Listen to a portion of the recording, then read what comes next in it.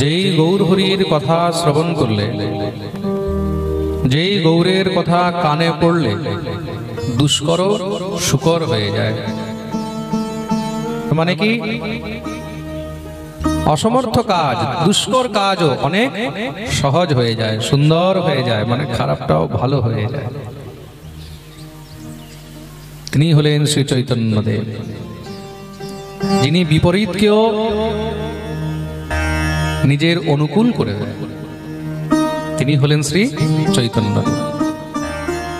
এমন শ্রী চৈতন্যদেবের শ্রীচরণে আমরা সবাই প্রণাম করি। বলিয়ে চৈতন্য ভগবান কি জয়। কালকে আমরা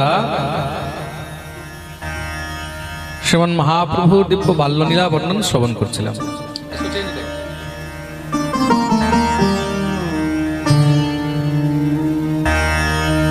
বাল্যলীলার মধ্যে শ্রী গৌরহরি কিভাবে সমস্ত সব নদিয়াবাসীদেরকে দিব্য আনন্দ প্রদান করছেন, মা ভগবতী শচীকে বাৎসল্য রসের আনন্দ দিচ্ছেন।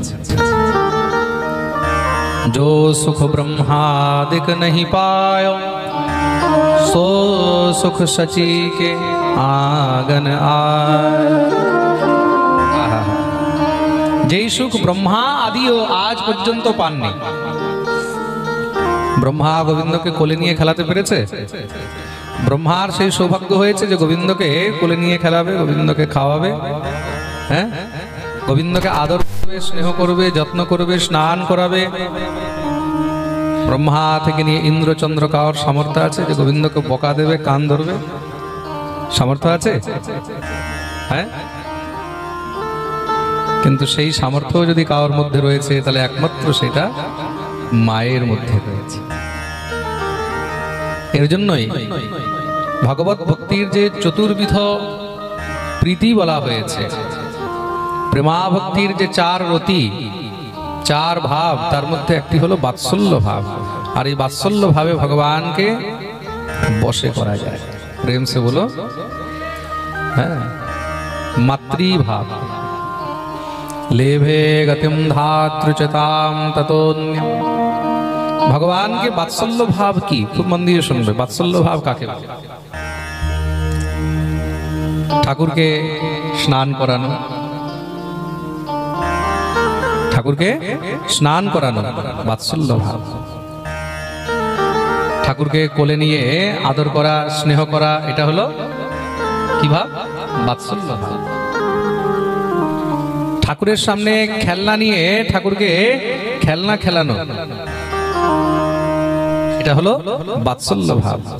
ঠাকুরকে দোলনায় বসিয়ে ঝুলা ঝুলানো, এটা হলো বাৎসল্য ভাব। এগুলো বাৎসল্য ভাবের আলাদা আলাদা কিন্তু অঙ্গ। প্রেম সে বলো। ঠাকুরের জন্য নিত্য নতুন ননি বের করে, নবনীত মানে মাখন, ঠাকুরকে অর্পণ করা, এটা হলো বাৎসল্য ভাব। ঠাকুরকে গুছিয়ে রাখা, সন্তানের মতন স্নেহ করা, পুত্রের মতন স্নেহ করা, কন্যার মতন স্নেহ করা, এটা হলো বাৎসল্য ভাব।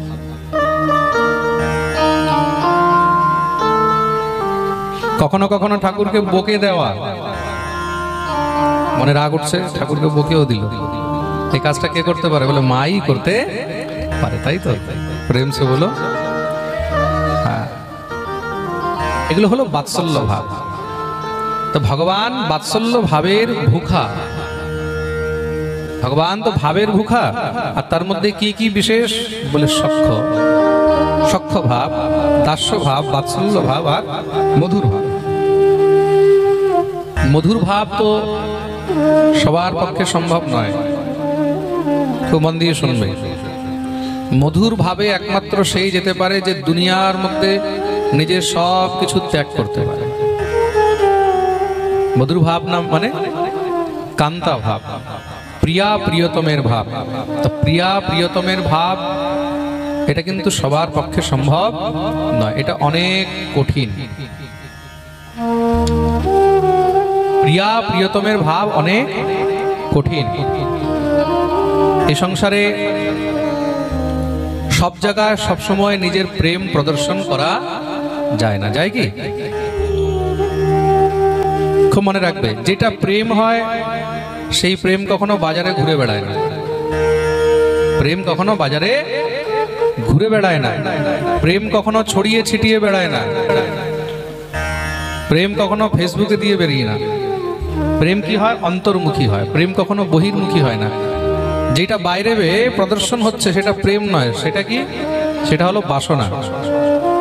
খুব মন দিয়ে শুনবে, যেটা বাইরে প্রদর্শন হচ্ছে সেটা হলো বাসনা।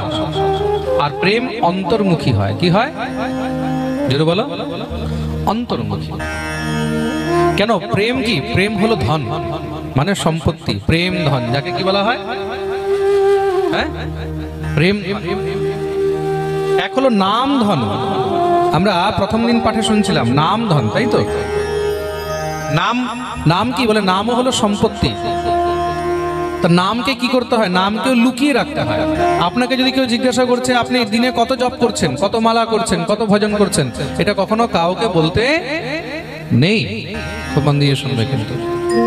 আপনি কতটা জপ করছেন, কত মালা করছেন, কত ভজন করছেন, এটা যাকে তাকে সবসময় বলতে নেই। একমাত্র শ্রী গুরুদেবকে ছেড়ে, নিজের শ্রী গুরুদেবকে ছেড়ে অন্য কাউকে নিজের জপের সংখ্যা, ভজন সাধন বিষয়ে বেশি কিছু বলতে নেই। তাহলে কি করবে? বলে সেই বিষয়ে জানো, যত পারবে জানো। বিজ্ঞ হয়ে থাকবে না, অভিজ্ঞ হয়ে থাকো, যে আমি কিছু জানি না, আপনারা আমাকে কৃপা করুন। ভজন কি করে হবে? সাধন কি করে হবে? কেন? বলে আমি হলাম মন্দমতি। শ্রী কৃষ্ণদাস কবিরাজ গোস্বামী পাদ এখানে বলছেন, শ্রী কবিরাজ গোস্বামী পাদ এখানে বলছেন, মম মন্দমতের গতি। আমরা কখনো বলি যে আমার বুদ্ধি খুব ছোট, আমার বুদ্ধি মন্দ। আমরা সবাইকে এটাই দেখাতে চাই যে আমি চতুর, আমি চালাক, আমি অনেক বুদ্ধিমান, আমি অনেক ক্লেভার। বৈষ্ণব কখনো এটা বলবে না। কেন? বৈষ্ণব সবসময় এটাই বলবে, বলে মম মন্দমতের গতি, আমি তো খুব মন্দমতি, আমার কাছে বেশি বুদ্ধি নেই, আমার কাছে বেশি জ্ঞান নেই, তাহলে আমি অজ্ঞানী। কৃপা করুন, আমাকে কিছু উপদেশ করুন। এটা হবে বৈষ্ণবের ভাব। আমি অতি দীন। আর এটা মুখের বচন নয়, এটা আপনার ক্রিয়ার মধ্যেও যেন দর্শন হয়। আপনি যদি মুখে দীন বলছেন, নিজেকে অধম বলছেন, আপনার ক্রিয়ার মধ্যেও যেন সেটা দর্শিতাঙ্গ হয়, সেটা যেন দেখা যায়। মুখে বলছেন দীন, কিন্তু কার সামনে নত হতেও আপনাকে খুব কষ্ট লাগছে, সেটা দীনতা নয়। নিজেকে যদি দীন বলছো, অধম বলছো, তার মানে কি? বলে সামনে যদি কোনো অবৈষ্ণব আসে, বলে তাকেও প্রণাম করতে যেন মনের মধ্যে কোনো সংকোচ, কোনো দ্বিধা না। এখন হয়তো কেউ জিজ্ঞাসা করতে পারে যে মহারাজজি, অবৈষ্ণবকেও প্রণাম করা যায়? আরে, এই বিচার মনে আসবেই কেন যে অবৈষ্ণবকে প্রণাম করা যায় কিনা? এই সংসারের মধ্যে প্রত্যেকটি জীব হলো ব্রহ্মময়। প্রত্যেকটি জীব ব্রহ্মময়। প্রত্যেক জীবের মধ্যে ঈশ্বর নিহিত রয়েছেন। তার জন্য গোস্বামী তুলসীদাসজি কি করেছেন? গোস্বামী তুলসীদাসজি সবাইকে প্রণাম করছেন। কি বলছেন? कि सिया राममय सब जग जानी, करहु प्रणाम जोरी जुगपाल। आहा, কি সুন্দর শব্দ। সিয়া রামময় সব জগ জানি, সকল জগৎকে আমি সীতারাম রূপে দর্শন করছি। আমার রাম, আমার মা ভগবতী, সীতা ভগবতী, জানকী সর্বত্র রয়েছে। বৈষ্ণবের মধ্যেও রয়েছে, অবৈষ্ণবের মধ্যেও রয়েছে। রাম রামের মধ্যেও আছে, আর রাম রাবণের মধ্যেও আছে। রাম ছাড়া এই সংসারের মধ্যে কিচ্ছু নেই। তা সিয়া রামময় সব জগ জানি, করহু প্রণাম জোরি যুগ পানি। আমি সকলের চরণে বন্দন করি। কেউ বৈষ্ণব হোক তাকেও বন্দন করি, কেউ অবৈষ্ণব হোক আমি তাকেও বন্দন। কেন? ভগবান তো সর্বত্র রয়েছে, সবার মধ্যে রয়েছে। चराचरस्याखिल सत्त्वधाम्नः विदेहि तन्नो बृजनाथ मोक्षम। চরাচর জগতের মধ্যে সবার মধ্যে আমার রাম আছে, সবার মধ্যে আমার ঠাকুর আছে। সংসারে এমন কেউ নেই যার মধ্যে রাম নেই। রাম বসে সচরাচর মে, চরাচর জগতের মধ্যে রাম রয়েছে। আপনার মধ্যেও আছে, আমার মধ্যেও আছে। দেখতে চান? হ্যাঁ, রাম আপনার মধ্যেও আছে আর রাম আমার মধ্যেও আছে। সংসারের মধ্যে এমন কেউ নেই যার মধ্যে রাম নেই। कि राम बसे सचराचर में, नहीं मानत हो तो यो लख लीजे। निज नाम के आखर चौगुन कर, पुनि पांच मिलाय के दो गुण कीजे। कि आठ को भाग हरो रघुनाथ, बचे दो अंक तहा मन भीजे। मोह में राम है तो में राम है, खम्ब में राम तो खड़ग भनीज। प्रहलाद बोलছেন কাকে? নিজের পিতা হিরণ্যকশিপু। আমার ঠাকুর সর্বত্র রয়েছে।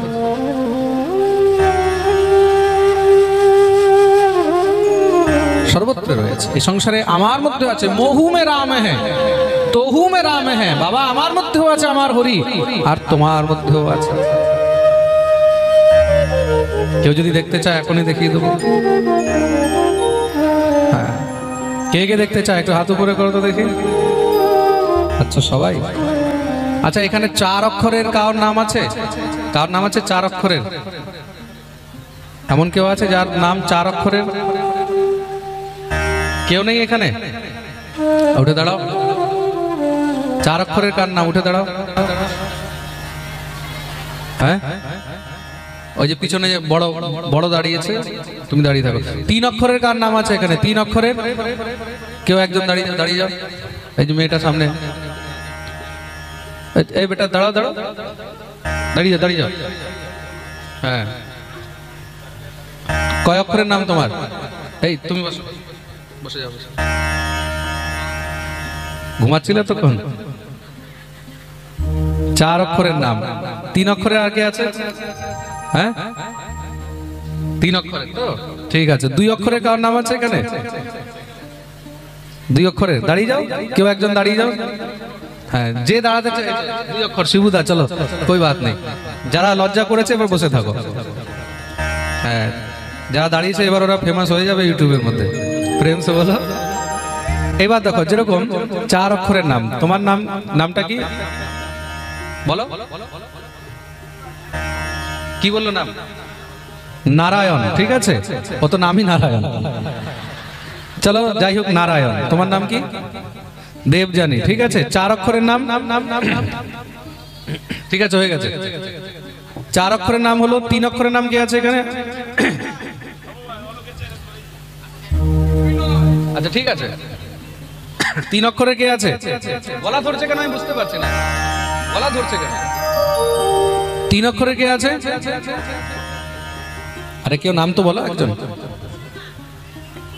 পূর্ণিমা, বন্দনা। 3 অক্ষর নাম হয়ে গেল। 2 অক্ষর নাম শিবু। সবাই নিজের নিজের নামের সঙ্গে হিসাব লাগাবে। বসে যাও, বাকি বসে যাও। সবাই নিজের নিজের নামের সঙ্গে হিসাব লাগাবে। ঠিক আছে, যার নাম 4 অক্ষর সে নিজের হিসাব লাগিয়ে নেবে, যার নাম 3 অক্ষর সেও হিসাব লাগিয়ে নেবে, যার নাম 2 অক্ষর সেও নিজের হিসাব লাগিয়ে নেবে। আমি একটা পার্টিকুলার নাম নিচ্ছি। ঠিক আছে, যেরকম ধরে রাখো 3 নম্বরের নাম, 3 অক্ষরের একটা নামই আমরা ধরে নিলাম। বাকি সবাই নিজের নিজের নামের হিসাবে জোর লাগিয়ে নেবে। ঠিক আছে। राम बसे सचराचर में, नहीं जानत हो तो यो लख लीजे। निज नाम के आखर चौगुन कर। সবাই নিজের নিজের নামের যে অক্ষর আছে তার সঙ্গে 4 গুণ করে নেবে। চতুর্বিধ পুরুষার্থকে তার মধ্যে গুণ করবে। তা 3 এর সঙ্গে 4 গুণ করলে কত হলো? 12। নিজ নাম কে আখর চৌগুন কর, पुनि 5 मिलाय के 2 गुण की जय। এবার তার মধ্যে 5 যোগ দিয়ে দেবে। পঞ্চতত্ত্ব এই সংসারের মধ্যে যা আছে সব আমাদের নামের সঙ্গেই কিন্তু জড়িত রয়েছে। তা সর্বপ্রথম চতুর্বিধ পুরুষার্থকে গুণ করলে তা 4 তিনে কত হলো? 12। তার মধ্যে পঞ্চতত্ত্ব যোগ করলে, পঞ্চতত্ত্ব কি? ক্ষিতিজল পাবক গগন সমীরা। পঞ্চতত্ত্ব মানে 5 যোগ করলে কত হলো? 17। পুনি 5 মিলায়কে 2 গুণ कीजे। তার মধ্যে 2 গুণ করবে, ক্ষমা দিয়ে শুনবে। তার মধ্যে কত গুণ করবে? হ্যাঁ, 2 গুণ। 2 গুণ কি? পুরুষ আর প্রকৃতি। এই 2 গুণ কি? পুরুষ আর প্রকৃতি। তা 17 দুগুণে কত হলো? হ্যাঁ, 34। 8 को भाग हर रघुनाथ। তার মধ্যে এবার অষ্টধা প্রকৃতি দিয়ে ভাগ দিতে হবে। কত দিয়ে? 8 দিয়ে। बचे 2 अंक तहा मन भीज। তারপরে দেখবে কত বাজছে? কত বাজলো? 2। আর রাম কয় অক্ষর? ধরে বলো। 2। কৃষ্ণ কয় অক্ষর? হরি কত অক্ষর? कि मोह में राम है तो में राम। আমার মধ্যেও রাম আছে আর তোমার মধ্যেও রাম আছে। এই সংসারে এমন কেউ নেই যাদের নাম 4 অক্ষরে ছিল তারাও তো রেজাল্ট পেয়ে গেল। কত বাঁচলো শেষে? 2 তো বেঁচেছে। যাদের নাম 3 অক্ষরে ছিল তাদেরও কত বেঁচেছে? 2 বেঁচেছে। যাদের নাম 2 অক্ষরে ছিল তাদেরও কত বেঁচেছে? 2 বেঁচেছে। তো মোহ মে রাম হ্যাঁ তো হুমে রাম হ্যাঁ। আমার মধ্যেও রাম আছে, তোমার মধ্যেও রাম আছে। এই সংসারের মধ্যে এমন কেউ নেই যার মধ্যে আমার রাম নেই, আমার কৃষ্ণ নেই, আমার হরি নেই, আমার গৌর নেই। আমার ঠাকুর কিন্তু ওই 2 অক্ষরের নাম, চাহে যতই হোক, আমার রাম, আমার গৌর, আমার কৃষ্ণ, আমার হরি। ভগবানের প্রত্যেক নামের মধ্যে 2 অক্ষর অবশ্যই আছে। আমার মধ্যেও আমার হরি আছে, তোমার মধ্যেও হরি আছে। তার জন্য সিয়া রাম मैं सब जग जानी करहूं प्रणाम जोरि जुगपानी। সমস্ত জগৎ হলো শ্রী রামময়, কৃষ্ণময়, গৌরময়, হরিময়। তার জন্য এই সংসারের মধ্যে কাউকে বন্দন করতে, কাউকে প্রণাম করতে কখনো কোনো সংকোচ করবে না। শ্রী সুখদেব প্রভু সবাইকে বন্দন করছেন। স্তম সর্বভূত হৃদয়ম মুনিমানতোস্মি। তিনি সর্বভূতে একমাত্র শুধু ব্রহ্মকে দেখেন, হরিকে দেখেন, ঈশ্বরকে দেখেন। তার জন্য এই সংসারে কেউ বৈষ্ণব হোক অবৈষ্ণব হোক সবাইকে প্রণাম করবে, সবাইকে বন্দন করবে। কেন কি? সবার মধ্যে ঈশ্বর রয়েছে, সবার মধ্যে ব্রহ্ম রয়েছে। কাউকে ঘৃণা করবে না। এই সংসারে কিন্তু কেউ ঘৃণার পাত্র নয়। অনেক সময় কি হয়, অনেক বৈষ্ণবরা যারা মাছ মাংস খায় তাদেরকে ঘৃণা করে, এই তুমি মাছ মাংস খাচ্ছ, তুমি ইয়ে করছো, এই করছো। তাই তো? যে খাচ্ছে খানে দো, যে যা করছে তাকে করতে দাও, যে যা করছে তাকে করতে দাও। কার যদি কোনো জিনিসে রুচি রয়েছে তাকে ঘৃণা করার আমাদের উদ্দেশ্য যেন না হয়। কাউকে ঘৃণা করার আমাদের কোনো অধিকার নেই। যে যেটা খেতে চায়, যে যেটা করছে করুক, সে নিজের প্রারব্ধ নিজের সঙ্গে নিয়ে যাবে। কিন্তু তুমি যদি তাকে ঘৃণা করো তাহলে কিন্তু তোমার অপরাধ হবে। এই সংসারে ঘৃণাও কিন্তু একটা অনেক বড় অপরাধ। তার জন্য মহাপ্রভু বলেছেন, জীবে দয়া নামে রুচি। প্রত্যেক জীবের উপরে দয়া করবে, ঘৃণা কাউকে করা চলবে না। আরে আমাদের সনাতন ধর্ম, হিন্দু ধর্ম তো এমন ধর্ম যেই ধর্মের মধ্যে কুকুরকেও খাওয়ানো হয়, শুকরকেও খাওয়ানো হয়। খাওয়ানো হয় কিনা? আমরা কাককেও খাবার দিই কিনা? পঞ্চবলি যে দেওয়া হয়, তা পঞ্চবলির মধ্যে কাককেও খাবার দেওয়া হয়, গরুকে দেওয়া হয়, পিঁপড়েকে দেওয়া হয়, জলের মধ্যে জলীয় জীবকেও দেওয়া হয় কিনা? তার মানে কি সংসারের মধ্যে আমাদের জন্য কোনো জীব ঘৃণিত নয়, সব প্রত্যেকটি জীবই হলো প্রণম্য। সবকিছুই প্রণম্য, সব ব্রহ্মময়। প্রেম সে বলো, বলো না আরো জোরে, আরো জোরে, আরো জোরে। पूरा हो जाए में आवाज आना चाहिए, दोनों हाथ ऊपर करे, जय जय श्री राधे।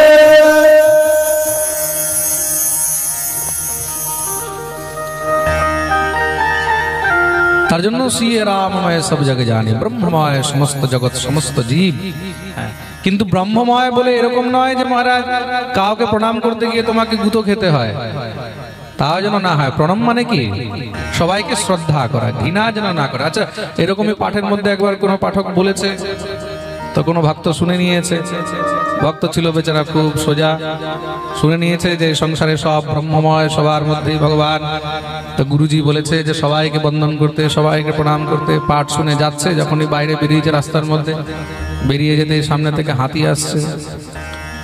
হাতিকে যখনই দেখেছে সঙ্গে সঙ্গে হাতিকে দেখে দণ্ডবত প্রণাম করছে, যাকে পাচ্ছে রাস্তায় তাকেই প্রণাম করে যাচ্ছে। হাতি দেখেছে, হাতিকেও প্রণাম করছে। যখন হাতিকে প্রণাম করছে, হাতির মহাবত উপর থেকে বলছে, এ ভাই সামনে থেকে সর, সামনে থেকে সর, হাতি মেরে দেবে, সামনে থেকে সর।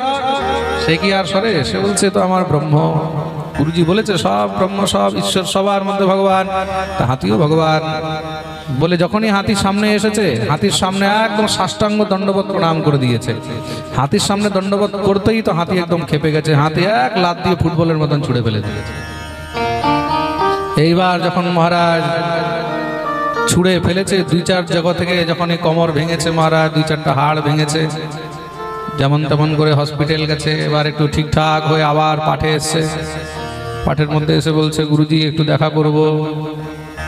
বলে কি হয়েছে বাবা? বলে আপনি পাঠে বলেছিলেন যে সিয়া রামময় সব জগ জানি, করহু প্রণাম জোরি যোগ পানি। সমস্ত জগৎ সীতারামময়, কৃষ্ণ রাধাময়, সব ব্রহ্মময়, সবাইকে দেখে প্রণাম করবে। তো সামনে থেকে আমি যখন যাচ্ছিলাম, হাতিকে দেখলাম, তা হাতি ব্রহ্মকে আমি প্রণাম করতে গেছি। হাতি ব্রহ্মকে প্রণাম করতেই হাতি ব্রহ্ম আমাকে এক লাত দিয়ে ফুটবলের মতন উড়িয়ে দিয়েছে। বলুন, আপনার কথা শুনে আমার পাঁজরা ভেঙে গেল। তখন গুরুজি বলছে, হাতি ব্রহ্মকে যখন তুমি প্রণাম করতে গেছো তখন কেউ তোমাকে মানা করেনি? বলে হ্যাঁ, ওর উপরে মহাবত বসেছিল, মহাবত বলছে সামনে থেকে সরে যাও, সরে যাও। তো বলছে, আরে গাধা, হাতি ব্রহ্ম দেখলি আর মহাবত ব্রহ্ম দেখলি না? মহাবত ব্রহ্ম যে তোকে মানা করছে সামনের থেকে সরে যা, সেটা বুঝতে পারিসনি? এক ব্রহ্ম ফুটবলের মতন উড়িয়ে দেবে বলেই আরেক ব্রহ্ম তোকে আগের থেকেই মানা করছে সামনে থেকে সরে যা। প্রেম সে বলো।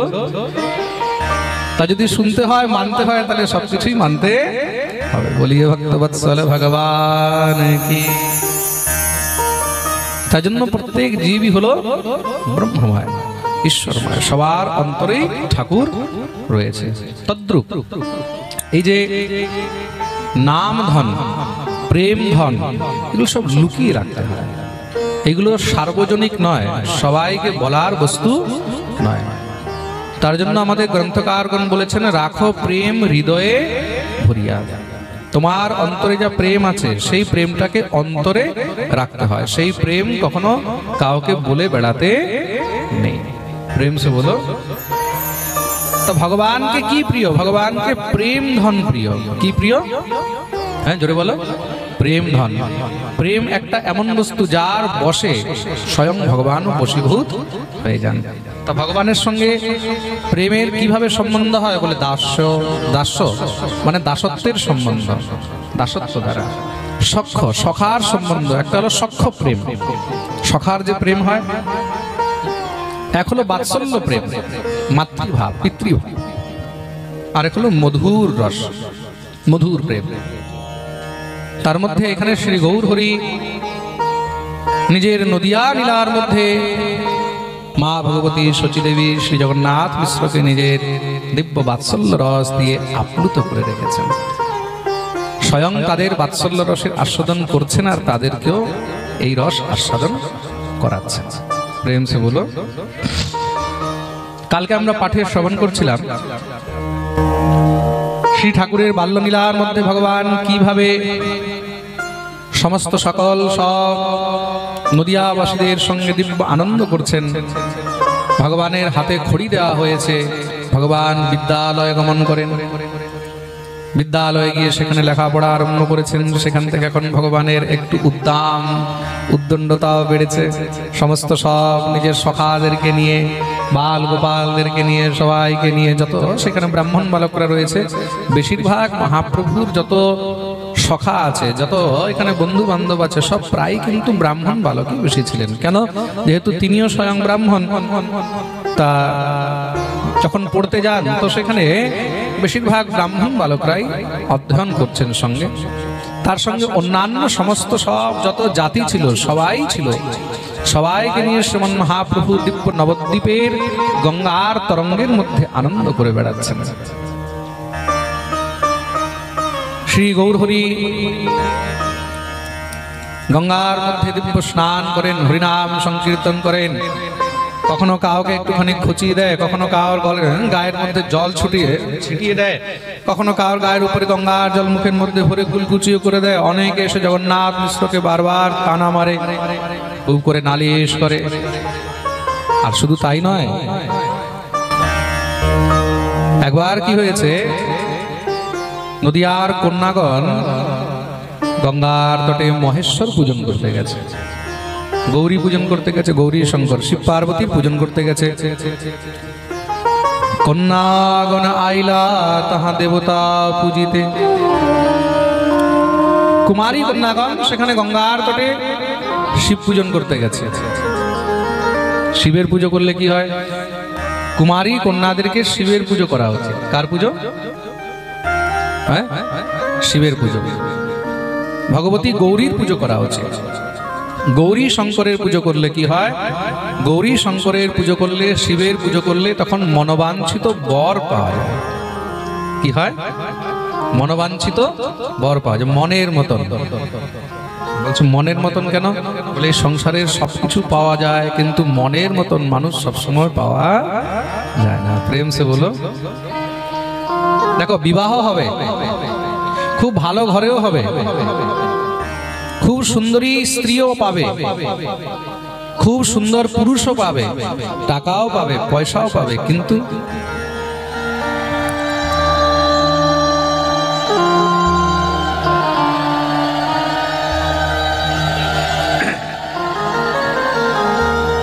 প্রেম সে বলো,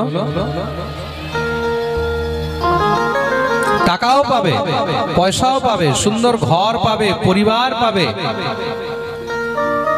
খুব পদ প্রতিষ্ঠাও পাবে, বড় ঘরের মেয়ে পাবে, বড় ঘরের ছেলে পাবে, দেখতে সুন্দর পাবে, টল পাবে, সব দিক দিয়ে লেখাপড়াও পাবে, সবকিছু পাবে, কিন্তু মনের মানুষ যে তোমার মনকে বুঝবে এমন অত সহজে পাবে না। প্রেম সে বলো। তা মনের মানুষ, মনের মতো, এগুলো কিন্তু অনেক মুশকিল। এগুলো ঠাকুরের কৃপা ছাড়া, গোবিন্দের কৃপা ছাড়া পাওয়া সম্ভব। জীবনে যারা সৌভাগ্যবতী কন্যা, যারা বুদ্ধিমতী কন্যা, তারা কখনো অর্থবান চায় না, বেশি রূপবান চায় না, বেশি গুণবানও চায় না।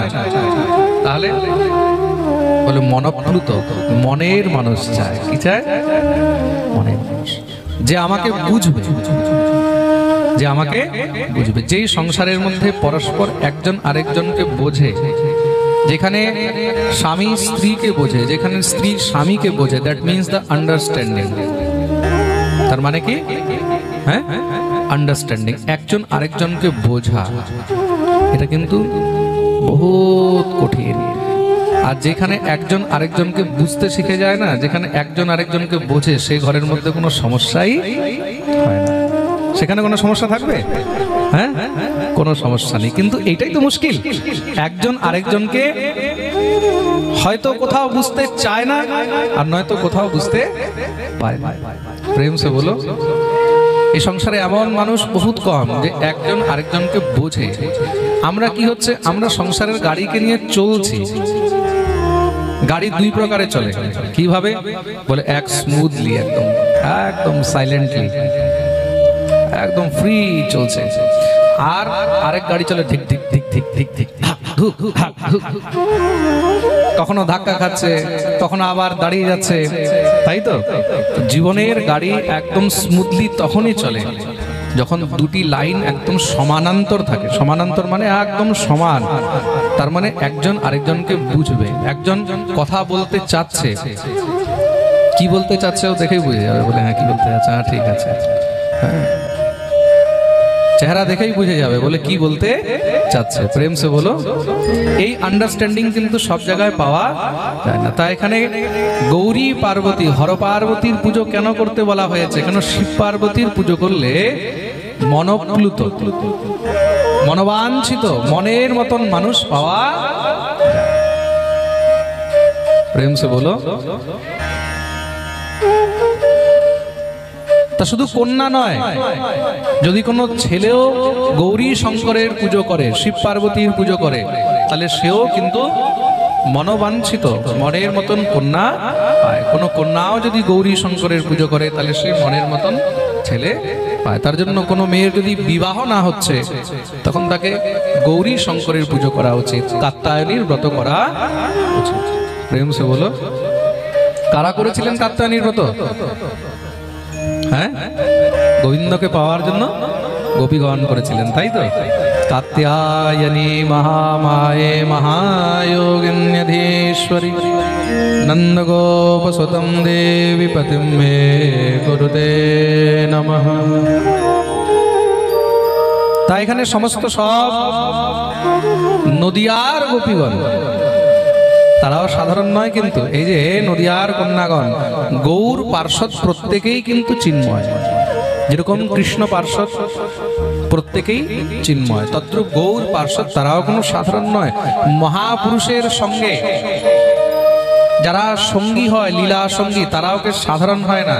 কেন? মহাপুরুষগণ যাকে তাকে নিজেকে স্পর্শ করতে দেয় না, যাকে তাকে ছুঁতেও দেয় না, যাকে তাকে স্পর্শও করেন না। যদি মহাপুরুষগণ কারোর সঙ্গে বসে কথা বলছেন, কাউকে যদি স্পর্শ করেছেন বা কাউকে স্পর্শ করার সৌভাগ্য দিলেন, তার মানে কি তার সঙ্গে তার অত্যন্ত নিজতা রয়েছে, পূর্ব জন্মের নিশ্চয়ই তার সঙ্গে কোনো সুকৃত রয়েছে, বা তার উপরে তার অনেক বিশেষ কৃপা রয়েছে। প্রেম সে বলো। তা স্বয়ং ভগবান গৌর হরি যাদের সঙ্গে লীলা করছেন, তারা কি কোনো সাধারণ? গৌর লীলায়, কৃষ্ণ লীলায়, চাহে চেতন হোক চাহে জড় হোক, জড় মানে, জড় মানে কি? গাছপালা ইত্যাদি, এই পাথর, এগুলো কিন্তু জড় বস্তু। কিন্তু যে জড় বস্তুর উপরে ঠাকুর বসেছেন, যাকে স্পর্শ করেছেন, যাকে ছুঁয়েছেন, সেও সাধারণ নয়, সেও চিন্ময়। আমরা অনেক সময় ভাবতে পারি বলে এই পাথরটা তো জড়, এই পাথরের মধ্যে এমন কি আছে, কিন্তু আপনি কল্পনাও করতে পারবেন না যে সেই পাথরটার মধ্যে কি আছে। হয়তো যেই পাথরের উপরে আপনি বসে আছেন, যেই পাথরের উপরে আপনি পা রেখে দাঁড়িয়ে আছেন কোনো বনের মধ্যে, জঙ্গলের মধ্যে, ঘরের পাশে, সেই পাথরটা যে কে বা পাথরটা কোন রূপে সেখানে আছে আপনি সেটাও বলতে পারবেন না। কেন? বলে এক পাথর সেও ছিল যে শ্রীরামচন্দ্রের চরণ স্পর্শ পেয়ে উদ্ধার হয়ে গেল। উদ্ধার হয়েছে তো কে? গৌতমের স্ত্রী, গৌতম নারী অহিল্যা। তো অহিল্যা যে পাথর হয়েছিল, কেউ জানতো যে এটা কে? কবে পাথর হয়েছে? ত্রেতা যুগের সেই আরম্ভে গৌতমের স্ত্রী অহিল্যা যখন ত্রেতা আরম্ভ, তখন গিয়ে তাকে অভিশাপ দিয়েছে। ত্রেতা শেষ হতে চলল, ত্রেতার অন্তে শেষে গিয়ে রাম অবতার হয়েছে। এতদিন পর্যন্ত সেই পাথরের উপরে কত পাখি বসেছে, কত পশু বসেছে, কত মানুষ বসেছে, কে তার উপরে পা রেখেছে, কে তার গায়ের উপরে বসেছে, কত পশু পক্ষী তার উপরে বিট করেছে, তার কোনো নাম্বার আছে?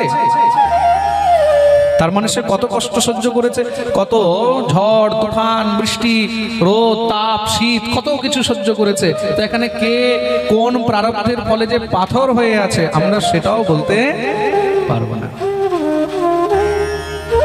ভগবত লীলায় প্রতিটি বস্তুই কিন্তু চিন্ময়, চাহে সে পাতা হোক, লতা হোক। উদ্ধব ব্রজ গোপিকাদের কাছে কি প্রার্থনা করছেন? সেখানে কোনো সেবক হওয়ার জন্য প্রার্থনা করেননি, খুব মন দিয়ে শুনবেন। পশু হওয়ার জন্য প্রার্থনা করেনি, পাখি হওয়ার জন্য প্রার্থনা করেনি। কেন? আমাকে তো ব্রজ গোপিকাদের চরণের ধুলা চাই, ব্রজগোপীদের চরণের ধুলো চাই, আর কিছু চাই না। তা কি বলছেন? আশা মহ চরণ রেণু জুষামহম শ্যাম বৃন্দাবনে কিমপি গুল্ম লতৌষধীনা यादस्त्यजं स्वजनमार्य पथं च हित्वा भेजुर्मुकुन्द प्रदवीं श्रुतिभिर्विमृग्या। বৃন্দাবনে কিমপি গুল্ম লতৌষধী নাম, বৃন্দাবনে কোনো ভাবে কোনো প্রকারে যদি একটু লতা হতে পারি, গুল্ম হতে পারি, যদি বৃক্ষ হতে পারি, একটা পাথরও হতে পারি, ঔষধি নাম যদি ওষুধ হতে পারি, মানে চেতন নয়, জড় হতে চাইছে। জড়বস্তু হলে কি হবে বলে, যখন ব্রজগোপিকাগণ সেই বজের বিথিকা, বজের পথ দিয়ে চলবে, তাদের চরণ থেকে সেই ধুলোগুলো উড়বে, আর সেই ধুলোগুলো উড়ে আমার মাথায় পড়বে। বন্দে নন্দ ব্রজস্ত্রীণাম পাদরেণুমভীক্ষ্ণসঃ ইয়াসাম হরিকথোদ্গীতম পুনাতি ভুবনত্রয়ম। কেন? তারা হলেন কৃষ্ণ প্রিয়া। তারাকে হ্যাঁ কৃষ্ণ প্রিয়া, গোবিন্দ কান্তা। তা সেই গোবিন্দ কান্তা কৃষ্ণ প্রিয়া ব্রজগোপিকাদের যেন চরণ ধুলো আমার মাথায় পড়ে। তা যারা গৌর নীলার সঙ্গে, তারাও সব চিন্ময়, তাদেরও চরণ ধুলো পাওয়াও মানে বিশাল দুষ্কর। তাদের চরণ ধুলো পেলেই আমাদের উদ্ধার হয়ে যায়। তার জন্য মনে রাখবে, ধামের যে ধুলো হয় না, এই ধুলো কিন্তু সাধারণ হয় না, ধামের ধুলো কিন্তু চিন্ময়। শুধু বৃন্দাবনে নয়, যখন নবদ্বীপে যাবে, নবদ্বীপে গেলেও একবার সেখানে নদিয়া বিহারীর চরণ চারদিকে পড়েছে, তো গৌর পার্শ্বদের চরণ চারদিকে পড়েছে, তো নদিয়ার মধ্যে গিয়ে সেখানেও গঙ্গার তটে সেই বালুকার মধ্যে, নদিয়ার রজের মধ্যে সেখানে একটু গড়াগড়ি দিয়ে আসে। বৃন্দাবনে গেলে সেখানে বৃন্দাবনের ব্রজরজের মধ্যে গড়াগড়ি দিয়ে আসবে। কেন? সেখানে আমাদের প্রাণ গোবিন্দ, আমাদের প্রাণ গৌর বিহার করেছেন, লীলা করেছেন। এই ধুলা যদি আমাদের গায়ে লাগে, আমাদের যদি মাথায় লাগে, তাহলে আমাদের জীবন পরিবর্তন হয়ে যায়। কেন? কেন কি এই ধুলা ধুলা নয়, যত পারবে এই ধুলা অঙ্গে মেখে নাও, তাই তো? তার জন্য আমাদের বৈষ্ণবগণ কি বলছেন?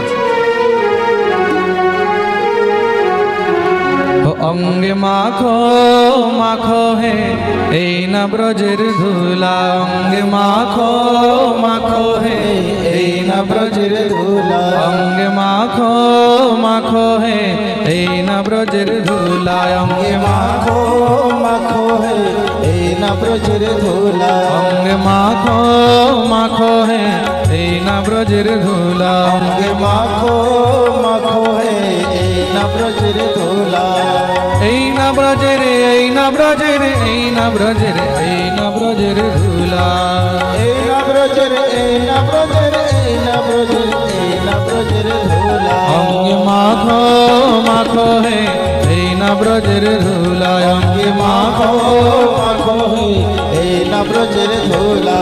দোনো হাত উপরে করে কালী সেবা করে হরি বল।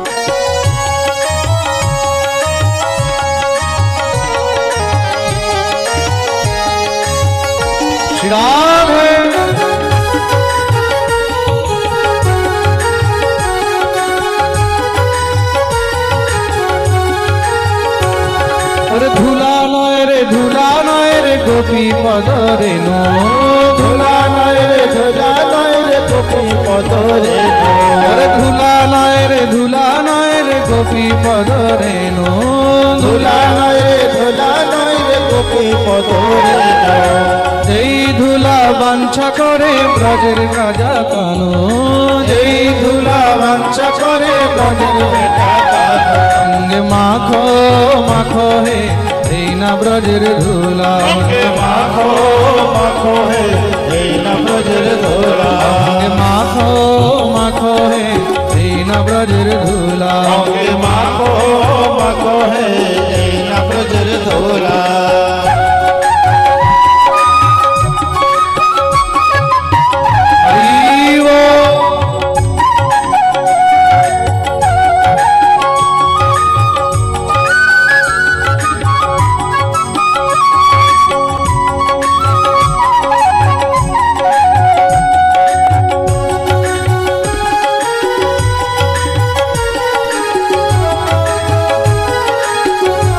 बोलिए भक्त वत्सल भगवान की।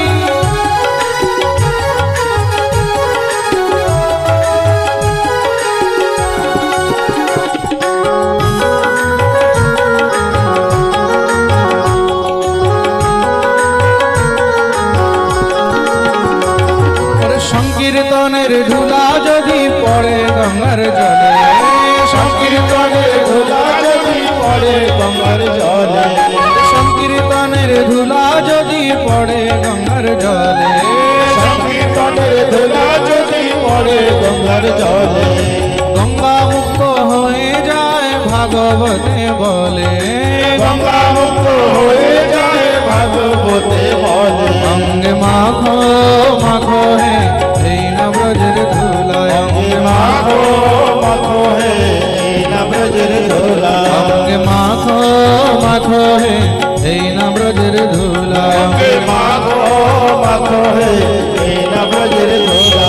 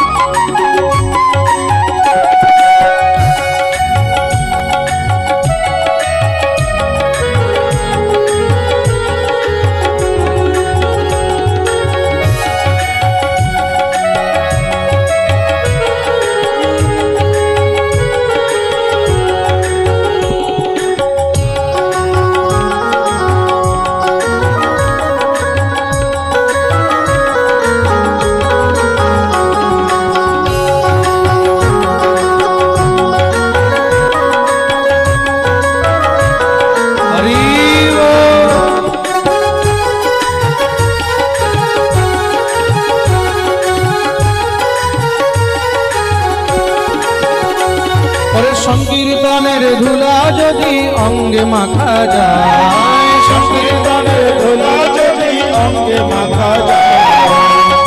কে কে এই ধুলা অঙ্গে মাখতে চায়? পাক্কা? তাহলে বসে বসে মাখা যাবে? এই সংকীর্তনের ধুলো বসে বসে পাবে? যারা যারা মাখতে চায় নিজের জায়গায় দাঁড়িয়ে হাত তুলে হরি বল। সংকীর্তনের ধুলা যদি অঙ্গে মাখা যায়, সংকীর্তনের ধুলা যদি অঙ্গে মাখা যায়। সংকীর্তনের ধুলা যদি অঙ্গে মাখা যায়, সংকীর্তনের ধুলা যদি অঙ্গে মাখা যায়। কোটি জন্মের পাপ ছাড়িয়া বৈকুণ্ঠেতে যায়, কোটি জন্মের পাপ ছাড়িয়া বৈকুণ্ঠেতে যায়। অঙ্গে মাখো মাখো ব্রজের ধুলা, অঙ্গে মাখো মাখো হে এই না ব্রজের ধুলা। মাখো মাখো হে এই না ব্রজের ধুলা, অঙ্গে মাখো মাখো হে এই না ব্রজের ধুলা।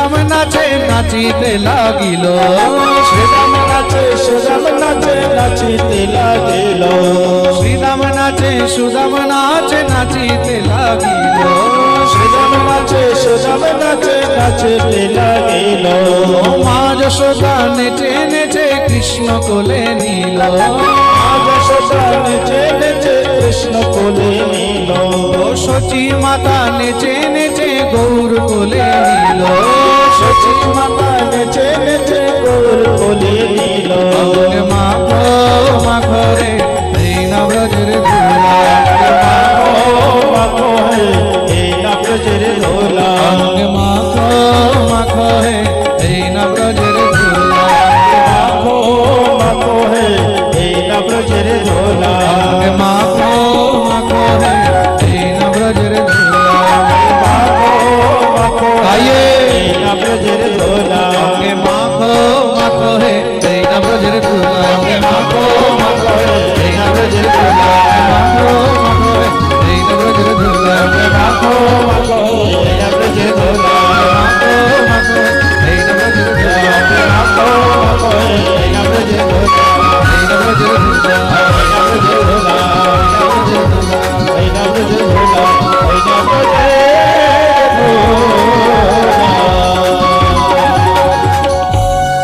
बोलिए भक्तवत्सल भगवान की।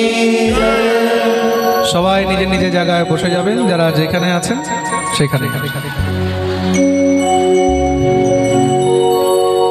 অঙ্গে মাখো মাখো হে এই না ব্রজের ধুলা, অঙ্গে মাখো মাখো হে এই না ব্রজের ধুলা, অঙ্গে মাখো মাখো হে এই না ব্রজের ধুলা, অঙ্গে মাখো মাখো হে এই না ব্রজের ধুলা। बोलिए भक्तवत्सल भगवान की। কন্যাগণ এসেছেন গঙ্গার তটে, যখনই মহারাজ সেখানে মহেশ্বর পূজন আরম্ভ করেছেন, সঙ্গে সঙ্গে গৌরহরি সেখানে দৌড়ে গিয়ে পৌঁছে গেছে, একদম মহাদেবের সম্মুখে গিয়ে উপস্থিত। বলে এই কি করছো তোমরা? বলে আমরা মহেশ্বর পূজন করতে এসেছি। গৌরহরি বললেন যদি পুজো করতেই হয় তাহলে আমার পুজো করো। আওয়াজ বসে যাচ্ছে, কিন্তু আওয়াজ বসে যাচ্ছে।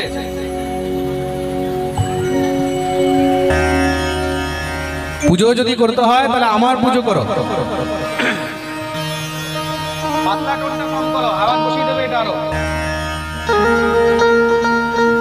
পুজো যদি করতেই হয় তাহলে আমার পুজো করো।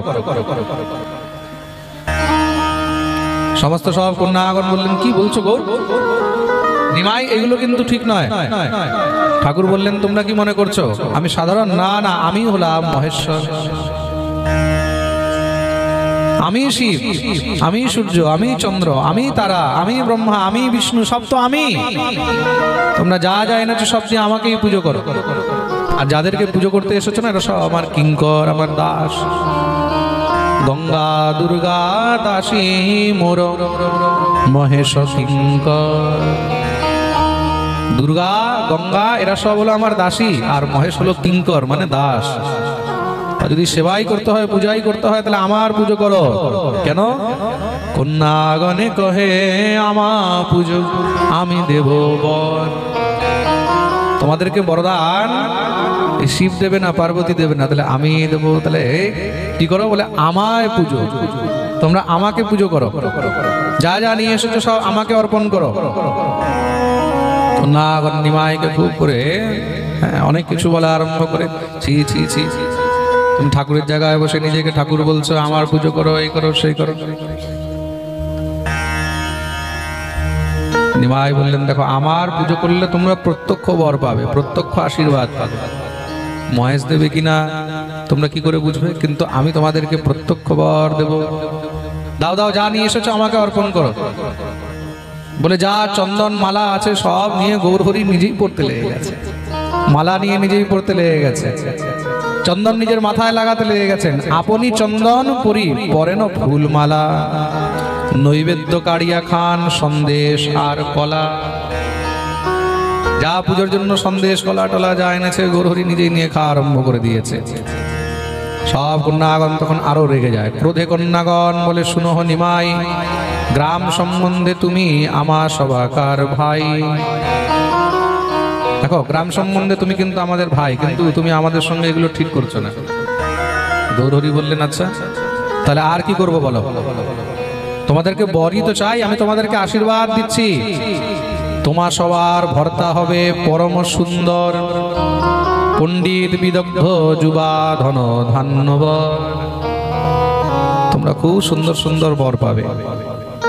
তোমার সবার ভর্তা হবে পরম সুন্দর, খুব পণ্ডিত হবে, জ্ঞানী হবে, খুব বুদ্ধিমান হবে, ধনধান্যে পূর্ণ হবে। তোমরা এমন বর পাবে, আমি তোমাদেরকে আশীর্বাদ করছি। যখন গৌরহরি আশীর্বাদ করছে শুনে কন্যাগণ সব একদম আনন্দিত হয়ে গেছে, খিলখিল করে হাসতে লেগে গেছে। বলে, নিমাই তাহলে তুই যদি এমন বর দিচ্ছিস তাহলে তোকে আমরা আরো বেশি করে খাওয়াবো। বলে, যা সন্দেশ আছে নিয়ে গৌরকে আরো ভালো করে খাওয়াচ্ছে। বলে, এইটাই তো আমাদেরকে বরদান চাই, এক কন্যাকে আর চাই। তো গৌরহরি এইভাবে তাদেরকে খুব সুন্দর করে আশীর্বাদ দিচ্ছেন। কন্যাগণ যারা এতক্ষণ পর্যন্ত গৌরের উপরে রেগেছিল, তারা গৌরকে আরো বেশি ভালো করে খাওয়াচ্ছে, সুন্দর করে গৌরকে আরো যত্ন করছে। চন্দন মেখে একদম ভালো করে, শুধু মাথায় নয় গাল পর্যন্ত চন্দন মেখে দিয়েছে। আচ্ছা, বলে ঠাকুরকে চন্দন এত প্রিয়? বলে, হ্যাঁ, ভগবান চন্দন অত্যন্ত। আর চন্দনের মধ্যে যদি একটু কেশর থাকে, কস্তুরী থাকে, তাহলে ঠাকুরকে আরো প্রিয় হয়। কস্তুরী তিলকম ললাট পটলে, ভগবানকে অত্যন্ত প্রিয়। আর আমাদের ব্রজবাসীরা দেখবে যখন চন্দন লাগায় না, তখন শুধু মাথায় নয়, পুরো গাল টাল ভরে লাগায়। যারা বৃন্দাবনে গেছে, রাধাকুণ্ডে গেছে, বর্ষানায় গেছে, দেখবে, দেখেছো তো? হ্যাঁ, কে কে রাধাকুণ্ডে গেছে? হাত উপরে করে দেখবে। ওখানে দেখবে ব্রজবাসী পান্ডারা পুরো গাল পর্যন্ত ভরে চন্দন লাগায়, এখান পর্যন্ত লাগায় না? প্রেম সে বলো। ব্রজবাসীদের চন্দন খুব প্রিয়। গৌরহরিকে খুব সুন্দর করে চন্দন দিয়ে একদম মাখিয়ে দেয়। আর তার মধ্যে কিছু কন্যাগণ নিজের নিজের পুজোর থাল নিয়ে যখনই কেড়ে যেতে লাগছে, সঙ্গে সঙ্গে মহাপ্রভু রেগে গেলেন। বলে, আচ্ছা আমাকে না দিয়ে তোরা চলে যাচ্ছিস? কোন কন্যা পলাইলা নৈবেদ্য লইয়া, তারে ডাকি প্রভু কহে সক্রোধ হইয়া। ভগবান ক্রোধিত হয়ে গেলেন, রেগে গেলেন। রেগে তখন তাদেরকে কি বলছে, আচ্ছা তোরা আমাকে পুজো না দিয়ে এগুলো নিয়ে পালিয়ে যাবি? চিন্তা করিস না, যদি আমাকে পুজো না দিস, যদি আমাকে নৈবেদ্য অর্পণ না করিস, যদি মোরে নৈবেদ্য না দেহ হইয়া কৃপণী, বুড়া ভর্তা হবে আর চার চার সতিনী। যদি আমাকে পুজো না দিস, আমাকে খাইয়ে না জানিস, তাহলে কিন্তু মনে রাখবি বুড়ো বর পাবি আর 403 ঘর করবি। যখনই গৌর বলেছে বুড়ো ভর্তা পাবি, 403 ঘর করবি, সঙ্গে সঙ্গে দৌড়ে এসে গৌরের কাছে, না রে গৌর, এমন আশীর্বাদ দিস না আমাদেরকে, তাহলে কিন্তু আমাদের জীবন নষ্ট হয়ে যাবে। তুই যা বলবি আমরা তোকে তাই করব। আনিয়া নৈবেদ্য তারা সম্মুখে ধরিলা, খাইয়া নৈবেদ্য তারে ইষ্টবর দিলা। গৌরহরির কাছে দৌড়ে এসে আবার নিয়ে আসে। গৌরহরি তাদেরকে আবার খুব করে আশীর্বাদ দেয়। এই প্রকার গৌরহরির দিব্য লীলা চলছে। যেরকম গোবিন্দ ব্রজে গোপিকাদের সঙ্গে ছলনা করেন, তদ্রূপ এখানে নদিয়ার মধ্যেও সেখানে বিপ্রকন্যাদের সঙ্গে দিব্য ছলনা করেন। প্রেম সে বলো। আর এরকম একদিন দুই দিন নয়, এরকম প্রায় চলছে। কন্যাগণ কি করে সব এসে সচিমাতার কাছে নালিশ করে, ও মা, ও সচিমা, কি হয়েছে রে? বলে, মা তোর গৌরের জ্বালায় আর থাকতে পারছি না। কি করেছে আমার গৌর? জানিস, যখন আমরা গঙ্গা স্নান করতে যাই, গঙ্গা স্নান করলে তখন এখানে এসে সেই স্নানের মধ্যেও আমাদেরকে খুব কষ্ট দেয়। কখনো গায়ে জল ছিটিয়ে দেয়। আমরা যদি পুজো করতে যাই, পুজো করতে গেলে ওখানে গিয়ে বসে যায়, বলে আমাকে পুজো কর, আমাকে খাওয়া। আর যদি আমরা পুজো না করি, না খাওয়াই, তখন আমাদেরকে উল্টো পাল্টা অনেক কিছু অভিশাপও দিয়ে দেয়। মা বলছে, তাই নাকি? আজকে গৌর আসুক, তারপরে আমি দেখাচ্ছি। গৌর যখন আসে, মা গৌরকেও নিমাইকে খুব করে বকা দেয়। ঠাকুর আবার কিছু না কিছু অনুনয় বিনয় করে, কিছু না কিছু এদিক ওদিকের কথা বানিয়ে, না মা আমি কিছু করিনি, এগুলো সব মিথ্যা। এই প্রকার দিব্য ভগবান নিজের নদিয়া লীলায় সবাইকে আনন্দিত করছেন। একদিন গঙ্গা স্নান করতে গিয়ে সেখানে শ্রী বল্লভাচার্যের কন্যা লক্ষ্মীপ্রিয়া, লক্ষ্মী দেবী এসেছেন। সেই সময় গৌর বালক, লক্ষ্মী দেবীও বালিকা। কন্যা সমস্ত সব সেখানে গঙ্গা স্নান করে যখন ভগবতী গৌরীর পুজো করছেন, দেব পুজো করছেন, তো সেখানে শ্রী গৌরহরিও গিয়ে উপস্থিত, যেরকম নিত্য কিছু না কিছু এখানে করে। গৌরহরি আজকে গিয়ে যখন উপস্থিত, সেখানে লক্ষ্মী দেবীকে যখন দেখেছেন সব কন্যাদের মধ্যে, লক্ষ্মী প্রিয়াকে দেখে আজকে গৌর একদম শান্ত হয়ে গেছে। লক্ষ্মী প্রিয়াকে দেখে আজকে গৌরহরি শুধু তার দিকে তাকিয়েই রইলেন। কেন তাকাচ্ছেন? কেন কি সম্বন্ধ এই জন্মের নয়, এই সম্বন্ধ জন্ম জন্মান্তরে। সাক্ষাৎ গৌরহরি, সাক্ষাৎ আমার ঠাকুর যখন নিজের প্রিয়াকে আজকে দর্শন করেছেন, লক্ষ্মী দেবীকে, গৌর প্রিয়া তো, হ্যাঁ, ভগবান শ্রী গৌরহরির দুইবার বিবাহ হয়েছে, দুই স্ত্রী তো, এক হলো লক্ষ্মী প্রিয়া আর এক হলেন বিষ্ণু প্রিয়া। তা এটা লক্ষ্মী প্রিয়ার সঙ্গে প্রথম মিলন, প্রথম দর্শন। এটা কিন্তু বাল্য অবস্থা। তো ভগবতী লক্ষ্মী প্রিয়াকে সেখানে দেখলেন। একদিন বল্লভাচার্যের কন্যা লক্ষ্মী নাম, দেবতা পুজিতে আইলা করি গঙ্গা স্নান, তারে দেখি প্রভুর হইল স্ব অভিলাষ মন। শ্রী কবিরাজ গোস্বামীপাদ কি সুন্দর বর্ণন করছেন, দেখুন, শৃঙ্গার রস বর্ণন, বাল্য প্রীতি। দেখুন, প্রেম অনেক সময় বাল্যকালেই উপজায়। মন দিয়ে শুনবে, বাল্য প্রেম, কৈশোর প্রেম এক হয়। কৈশোর প্রেম, কৈশোর প্রেম মানে যেটা কিশোর অবস্থা। যখন একটা কিশোর অবস্থা হয়, কিশোর অবস্থা মানে বলে 13-14 বছর হয়ে গেল, তারপরে একটা কিশোর অবস্থা আরম্ভ হয়। 14 বছর, 15 বছর, 18-19 এইসব যে বয়স হয়, 13-14 থেকে নিয়ে 17, 18, 19 ইত্যাদি, এই বয়স পর্যন্ত যে প্রেম হয় এটা হলো কৈশোর প্রেম, কিশোর প্রেম। আর তৎপশ্চাতের যেই প্রেম হয় সেটাকে বলা হয়েছে যৌবন প্রেম। কি বলা হয়?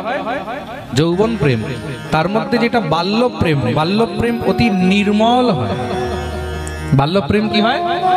নির্মল হয়। কেন? তার মধ্যে কোনো প্রকারের কোনো গন্ধ থাকে না। প্রেম সে বলো, বাল্য প্রেমের মধ্যে কোনো গন্ধ থাকে না, একদম নির্বিকার হয়। বাচ্চার মনের মধ্যে তো কোনো বিকার হয় না, নির্বিকার হয়। তা এটা শ্রী গৌরহরি আর লক্ষ্মী দেবীর বাল্যকালের মিলনের বর্ণন করেছেন এখানে। তা শ্রী গৌরহরি যখন লক্ষ্মী দেবীকে দেখেছেন, তখন দেখি প্রভুর হইল অভিলাষ মন। আর দেখুন, প্রেম উৎপন্ন হয়েছে, প্রীতি উৎপন্ন হয়েছে, পরস্পর একজন আরেকজনকে দেখে প্রীতি উৎপন্ন হয়েছে। লক্ষ্মী চিত্তে প্রীতি পাইল প্রভু দর্শনে। লক্ষ্মী চিত্তে প্রীতি পাইল প্রভু দর্শনে। শ্রী কবিরাজ গোস্বামী পাদ বলছেন, চিত্তের মধ্যে, হৃদয়ের মধ্যে, মনের মধ্যে গৌরকে দেখে প্রীতি উৎপন্ন হলো, প্রেম উৎপন্ন হলো। প্রেম সে বলো। আচ্ছা, আরেকটা জিনিস মনে রাখবে, এই সংসারের মধ্যে অন্য প্রেম যতই কিছু হোক, কৈশোর প্রেম হোক, যুবা অবস্থার প্রেম হোক, তার মধ্যে যেটা বাল্য প্রেম হয় না, এই নিশ্চল প্রেম কিন্তু জীবনভর মনে থাকে, জীবনভর মনে থাকে। কেন? তার মধ্যে কোনো বিকার ছিল না। বাল্যকালে যখন প্রেম এসেছে তখন তার মধ্যে কোনো বিকার হয়নি। তা এই বাল্যকালেই প্রেম যদি ঠাকুরের প্রতি হয়ে যায়, আহা, এই বাল্যকালে প্রেম যদি কোনো মানুষের প্রতি না হয়ে যদি ঠাকুরের প্রতি হয়ে যায়, তাহলে সেই প্রেম কি হয় জানো? বৈকুণ্ঠম যোগী দুর্লভম। বড় বড় যোগীদের জন্য দুর্লভ বৈকুণ্ঠকে অনেক সহজে তার হাতে তুলে দেয়। প্রেম সে বলো। তার জন্যই বলেছে, ভগবানের সঙ্গে যদি প্রেম করতে হয় তাহলে বাল্যকাল থেকেই শুরু করে দাও। কৌমারে আচরেত প্রাজ্ঞ ধর্মান ভাগবতানিহ দুর্লভম মানসম দেহ তদপ্য ধ্রুবমর্থদম। কৌমারে আচরেত প্রাজ্ঞ, ভগবানের সঙ্গে যদি প্রীতিযুক্ত করতে হয়, প্রজ্ঞাযুক্ত করতে হয়, তাহলে বাল্যকাল থেকে, কৌমার অবস্থা থেকেই যুক্ত করে দেওয়া উচিত। নির্বিকার প্রেম। নিশ্চল প্রীতি, এটা কি হয় কখনো ভোলা যায় না। যে বাল্যকালে কৃষ্ণ ভজন করেছে, বাল্যকালে যে গোবিন্দের সেবা করেছে, যে ঠাকুরের ভজন করেছে, জীবনভর সে সেই নিয়ম কখনো ছাড়তে পারবে না। বাল্যকালে তুমি কাউকে প্রসাদ ভুজি বানিয়ে দাও, বাল্যকালে তুমি কাউকে প্রসাদ ভুজি বানিয়ে দাও, গলায় তুলসীর মালা পরিয়েছো, তাকে তিলক করাচ্ছ, জপ করাচ্ছ, তাকে প্রসাদ ভুজি বানিয়ে দিয়েছো, প্রসাদ ভক্ষণ করাচ্ছ। 10 বছর পরে, 15 বছর পরে যখন সে জোয়ান হবে, তখন তুমি তাকে বলে দেখো, বলে আমিষ খেয়ে দেখা, মালা ছেড়ে থেকে দেখা, পারবে? হ্যাঁ, পারবে কি? ওই যে বাল্যকাল থেকে অভ্যাস হয়েছে, যেই কোনো বৈষ্ণব ঘরের শিশু, বৈষ্ণব ঘরের বাচ্চা যে বাল্যকাল থেকে কৃষ্ণ ভক্তির অভ্যাস করে নিয়েছে, তাকে তুমি বুড়োকাল পর্যন্ত রাস্তা থেকে টলাতে পারবে না। প্রেম সে বলো কেন? हमारे यहाँ एक कहावत है, बोले दीवारें हिला सकते हो लेकिन नींव नहीं हिला सकते। বাড়ির দেওয়াল এদিক ওদিকে সরাতে পারবে, সরানো যায় তো? বাড়ির দেওয়াল এদিক ওদিক সরানো যায়, কিন্তু ভিটা সরানো যায় না। ভিট কেন সরানো যায় না? কেন? ভিটটা হলো বেস, পুরো বাড়ি ওই ভিটের উপরেই টিকে আছে। আমরা গেলবার এসেছি আমাদের ভদ্রবাড়িতে, ভদ্রবাড়িতে এসেছি তখন নিচের তলায় ওখানে অনেকগুলো ঘর ছিল, ঘরের মধ্যে আমাদের সব স্টাফরা থাকতো, আমাদের সঙ্গীতকার ব্রাহ্মণরা সব থাকতো। এই বছর এসে দেখছি থাকার ব্যবস্থা এবার অন্য জায়গায় হয়েছে। ওইখানে কি বলে, ওই ঘরগুলোই নেই। বিল্ডিং যেমন ছিল তেমনই আছে, বিল্ডিং যেমন ছিল তেমনই আছে, কিন্তু ঘরগুলো নেই। ঘরগুলো কোথায় গেল? বলে ঘর সব দেয়াল ভেঙে দেওয়া হয়েছে, দেয়াল ভেঙে হল করে দেওয়া হয়েছে। কেন? বলে শোরুম খুলে গেছে। প্রেম সে বলো, দেওয়াল সরে গেল। খুব মন দিয়ে শুনবে, কিন্তু ভিটা সরানো যায় না। ভিটা যদি নড়ে যায় তাহলে কি হবে? হ্যাঁ, বিল্ডিং থাকবে? তো বিল্ডিং কিসের উপরে আছে? ভিট। তদ্রূপ বাল্যকাল। বাল্যকাল কি? বাল্যকাল হলো জীবনের ভিটা। তার জন্য সেই নিম, সেই বেস, সেই ভিটটাকে তুমি যত মজবুত করবে, যত স্ট্রং করবে, ততই কিন্তু তার জীবন উজ্জ্বল হবে। তার জন্য বাল্য প্রীতি হলো শ্রেষ্ঠ প্রীতি। তা এখানে কিন্তু প্রীতির মধ্যে কোনো কামের গন্ধ নেই, এখানে কোনো কাম গন্ধ নেই। যে সময় এই নীলার কথা বলা হচ্ছে, নিমায়ের বয়স কত? নিমায়ের বয়স সে সময় এই প্রায় 5-6 বছর অবস্থা। প্রেম সে বলো, 5-6 বছরের অবস্থা। সে সময় ভগবতী লক্ষ্মী দেবীকে দর্শন করলেন। সাহজিক প্রীতি দোহার করিল উদয়, বাল্য ভাবাচ্ছন্ন প্রভু হইল নিশ্চয়। এতক্ষণ ধরে আমি যে কথা বলছি, বাল্য ভাবাচ্ছন্ন, এটা বাল্য ভাব, বাল্যকালের প্রীতি। দুইজনের মধ্যে সাহজিক প্রীতি দোহার করিল উদয়। সাহজিক মানে স্বাভাবিক প্রীতি। স্বাভাবিক প্রীতি তার প্রতি হয় যার সঙ্গে কোনো কানেকশন আছে। যাকে তাকে দেখে কিন্তু প্রীতি উৎপন্ন হয় না। হয় কি? যাকে তাকে দেখে প্রেম হয়, যাকে তাকে দেখে প্রীতি হয়, যাকে তাকে দেখে তো ভালো লাগে না। যার সঙ্গে কোনো না কোনো কানেকশন আছে তার প্রতি প্রীতি উৎপন্ন হয়। আর একবার মনে রাখবে,